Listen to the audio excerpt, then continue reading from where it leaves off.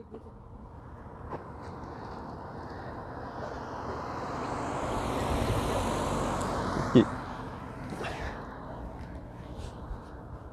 Salut, moi c'est Antoine. Ça c'est ma R32 2004. Comme tout amateur de Vaux, R32 2004, tant qu'à moi, c'est un bucket list car. Là. Fait que tout le monde qui aime les Vaux ou qui a aimé les Vaux à un certain temps, un certain point dans leur vie, ont voulu, tant qu'à moi, un R32 2004. Fait que bref, tout le temps voulu un, ça n'a jamais donné. Ils ont tout le temps été super chers. Puis si t'en veux un, ben normalement tu payes, puis tu acceptes que ça vaut vraiment cher, puis plus cher qu'un MK4. Dans le fond, l'année passée, 2020, je me magasinais un auto, puis j'étais allé voir une Audi S4 2004. Je voulais absolument quelque chose de 4 roues motrices pour l'hiver. Je voulais un daily, pas vraiment un show car. J'ai déjà mon MK1. Fait que j'étais allé voir une Audi S4 dans le coin de Montréal, ça arrive sud. Fait que de chez nous, tu sais, 1h30 fort de route, là. Puis le gars rendu là-bas, tu sais, il m'a jamais donné de nouvelles. On se donne un point de rendez-vous, puis il s'est jamais pointé. Fait que j'étais avec Étienne dans le parking, puis on magasinait n'importe quoi qui était proche. Fait qu'on voulait absolument aller voir un char. On était vraiment déçus de ne pas pouvoir voir la S4.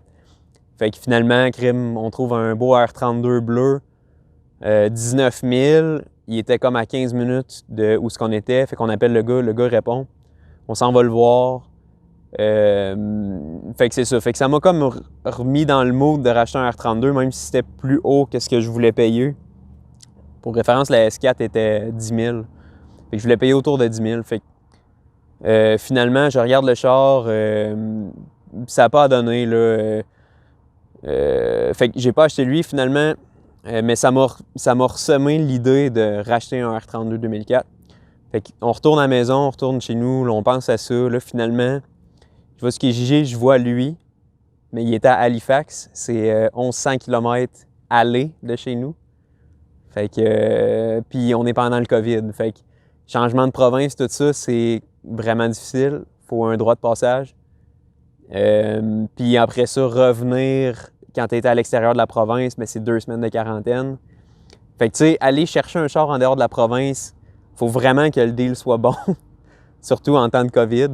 Fait que là, finalement, je me dis, bon, je vais appeler le gars. Fait que j'appelle le gars. Finalement, le gars, super smart. On réussit à s'arranger au téléphone. On se donne un point de rendez-vous. Je commence mes vacances. J'ai 3 semaines de vacances. Notre première journée de vacances, on décide d'aller là, moi et Annabelle. Fait que ce qu'on a fait, c'est qu'on a loué un char de location. Bon, le char qu'on a eu chez Enterprise, c'est un Golf Sportwagen, genre de l'année, là, rouge, quasiment pareil comme celui d'Annabelle. Fait qu'on n'était pas dépaysés pantoute. Fait qu'on décide, c'est ça. Fait que là, on loue ça, on monte là-bas. Le plan, c'est de laisser l'auto de location à l'aéroport de Halifax, puis de repartir avec le R32. Fait que c'est exactement ça qu'on fait. On loue ça. On monte là-bas, on se fait arrêter à chaque frontière de province. Il faut montrer notre droit de passage. Il faut dire, regarde, on est juste là pour passer, on est juste là pour aller chercher un auto, puis on revient.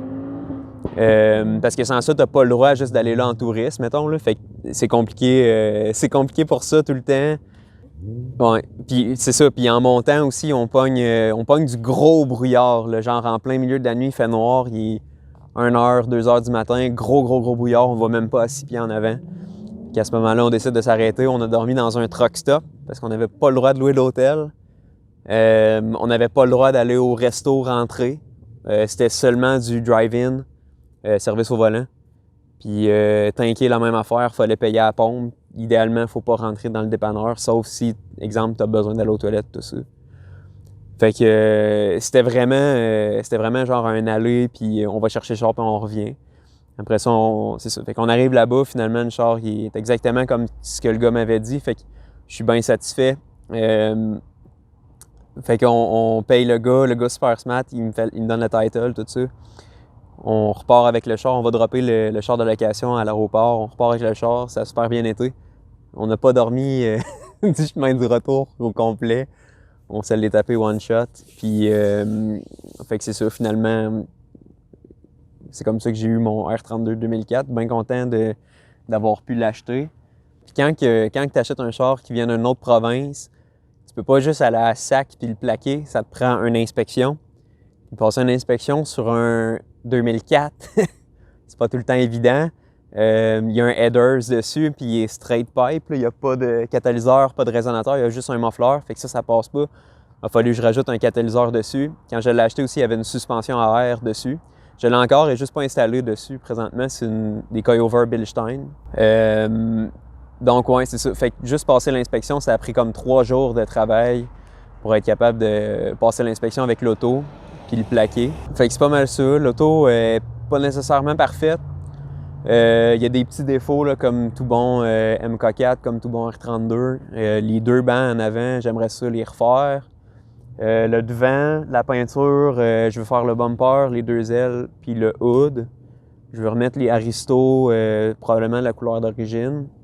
Éventuellement une clutch, puis des supports moteurs. J'ai aussi un short shifter pour. Fait que mes plans plus long terme pour l'auto, c'est ça.